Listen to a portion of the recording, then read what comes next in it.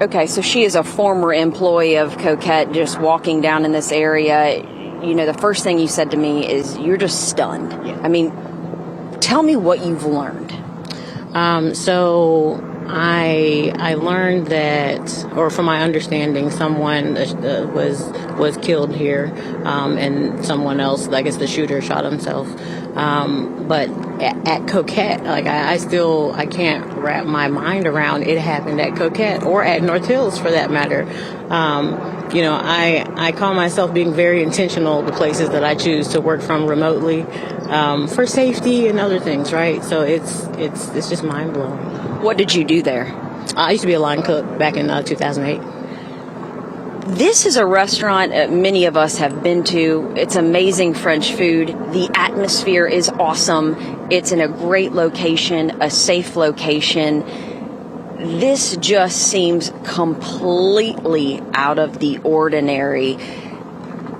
You were safe there. You probably have friends that are now family there. I mean, to know that this happened in a place you used to walk in every day, take pride in getting that food out. What's going through your mind? Are we safe anywhere anymore? You know, I mean, we worry about our children on a daily basis, but this was the last thing that I thought I would have to think about today. You're from this area. You said you went to St. Timothy's. Looking around as we have for the past 3 hours, this looks nothing like North Hills normally does. I mean, this place is shut down.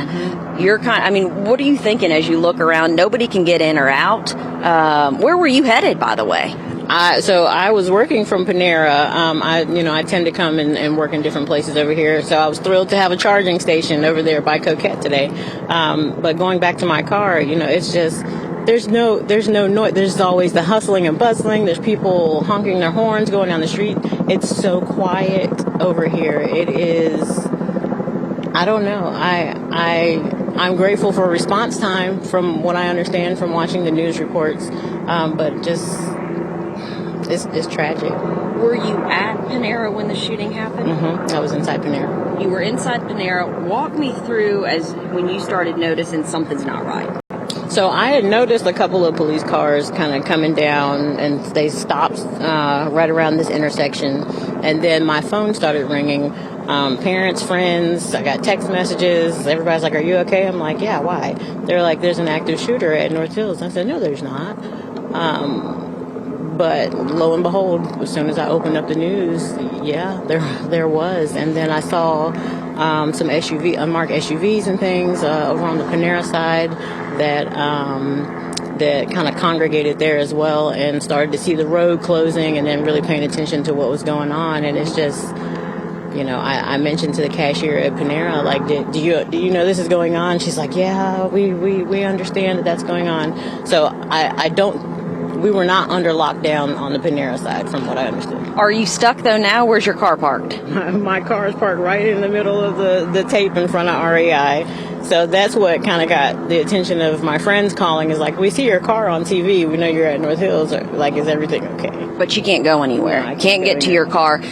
I would imagine, having worked at a restaurant, it's a family-style atmosphere, right? Everybody knows everybody. Have you been in contact with any folks that may still work there? Has anybody reached out to you to where you're able to sort of extract some information as to who this might have been and what the motive was? Not that I have heard as of yet. I do plan on reaching out to one of the former chefs to see if she knows anything. But yeah, I'm just at a loss for words. Yeah.